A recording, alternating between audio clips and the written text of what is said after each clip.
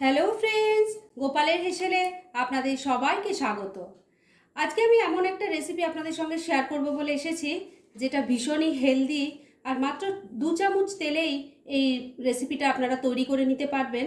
আর এটাকে সকালের ব্রেকফাস্ট থেকে আর রাত্রের ডিনার অবধি যে কোনো সময় আপনার মেনুতে রাখতে পারেন। এটা এতটাই টেস্টি হয় আর খুবই ইজি আর খুব হেলদি।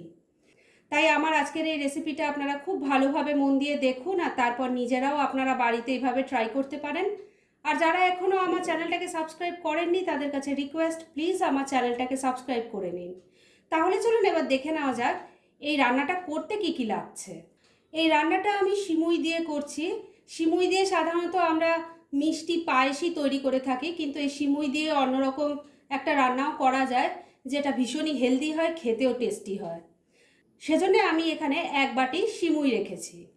এই রেসিপিটাকে আরও হেলদি বানানোর জন্য আমি কিছু এখানে জিনিস রেখেছি। আছে ক্যাপসিকাম ছোট ছোট টুকরো করে কেটে রেখেছি, গাজর ছোট করে টুকরো করে কাটা আছে, একটু বাদাম নিয়েছি, আর আছে কিশমিশ। একটা বড় সাইজের পেঁয়াজকে চপ করে রেখেছি, 4টে কাঁচা লঙ্কা চপ করে রেখেছি। আর লাগছে 1/2 টিস্পুনের মতো কালো সর্ষে, 1/2 টিস্পুনের মতো গোটা সাদা জিরে, একটু ছোলার ডাল নিয়েছি, কারি পাতা আছে, একটা শুকনো লঙ্কা আছে, আর এর সাথেই যাবে একটু হিং। আর লাগছে সামান্য একটু হলুদের গুঁড়ো, লেবুর রস লাগবে, স্বাদ মতো নুন লাগবে, আর এর সাথেই লাগছে 2 টিস্পুনের মতো রিফাইন অয়েল। ব্যাস এই কয়েকটা জিনিস দিয়ে তৈরি হয়ে যাবে আমার আজকের হেলদি আর টেস্টি একটা রেসিপি।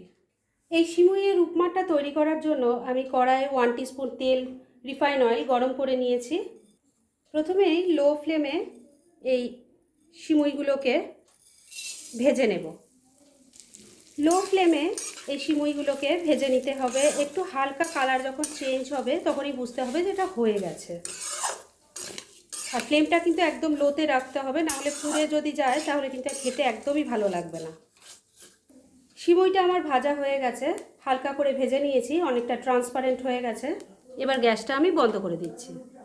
এই সিমুইটা ভাজতে ভাজতে আরেক দিকের ওভেনে আমি একটু জল গরম করে নিয়েছি, একটু নুন দিয়ে জলটা গরম করেছি। এবার এর মধ্যে ভাজা সিমুইটা দিয়ে দিচ্ছি। সবটা সিমুই দিয়ে দিয়েছি। এবার এই গরম জলে এটাকে 2-3 মিনিট একটু ফুটিয়ে নেব। মানে এটা কিন্তু পুরো কুক হবে না, পার্শিয়ালি কুক যাকে বলে, এখানে আমি সেটাই করব। তাহলে সেই পজিশানে আসুক, তারপর আমি ফিরে আসছি।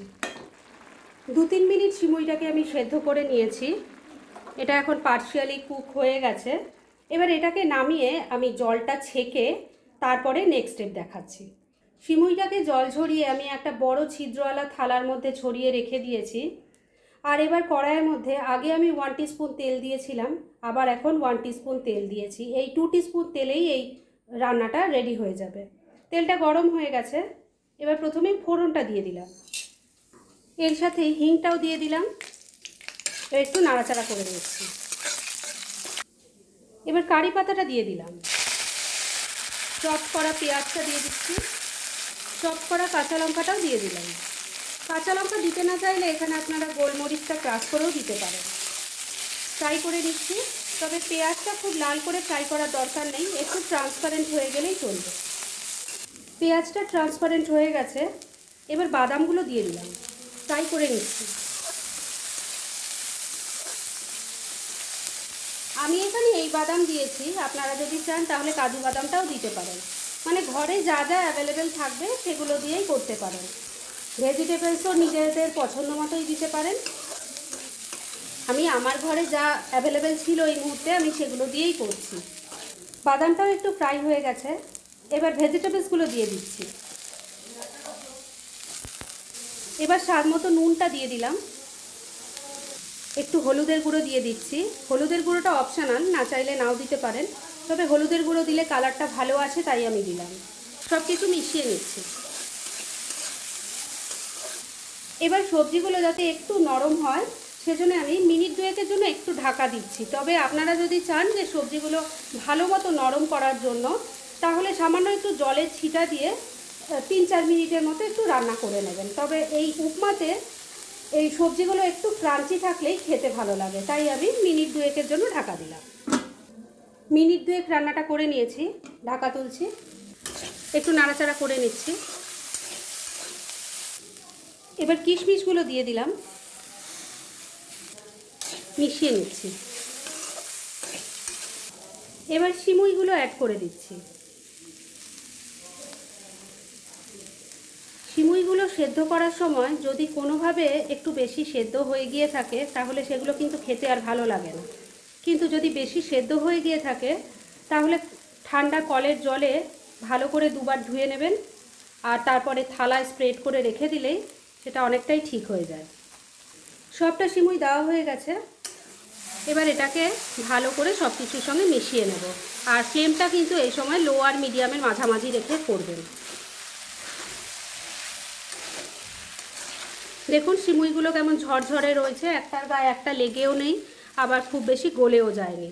তাই সেদ্ধ করার সময় একটু যদি খেয়াল করে সেদ্ধ করেন তাহলে কিন্তু আর কোনো সমস্যাই থাকবে না। আর যদি বেশি সেদ্ধ হয়ে গিয়েও থাকে তাহলে ওই যেই প্রসেসটা বললাম সেটা করবেন, তাহলেও কিন্তু অসুবিধা হবে না। সিমুইটা দিয়ে ভালো করে মিনিট দুয়েক আমি একটু নাড়াচাড়া করে ফ্রাই করে নিয়েছি। সিমুইয়ের উপমা একদম রেডি হয়ে গেছে। গ্যাস বন্ধ করে দিলাম। এবার ওপর থেকে লেবুর রসটা খালি দিয়ে দিচ্ছি। এই লেবুর রসটা দিলে যে চটপাটা একটা খেতে হয়, খুব ভালো লাগে খেতে। মিশিয়ে দিচ্ছি। এই রান্নাটা ভীষণই হেলদি, সব রকম সবজি অ্যাড করা যায়, আর মাত্র 2 চামচ তেল লাগে। ভীষণই হেলদি হয় খেতে, যে কোনো টাইমে এটা বানিয়ে খাওয়া যায়। আর টাইমও মাত্র সবজি কাটা নিয়ে আর রান্না করা থেকে মাত্র 10 মিনিটের মধ্যেই একটা রান্না রেডি হয়ে যায়। আমার রান্নাটা আজকে একদম রেডি হয়ে গেছে।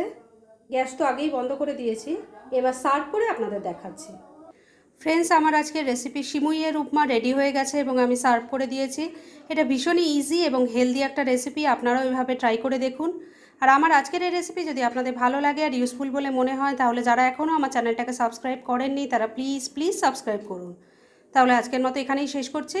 অন্য কোনো দিন আবার অন্য কোনো ভালো রেসিপি নিয়ে চলে আসবো। আপনারা সবাই খুব ভালো থাকুন, সুস্থ থাকুন।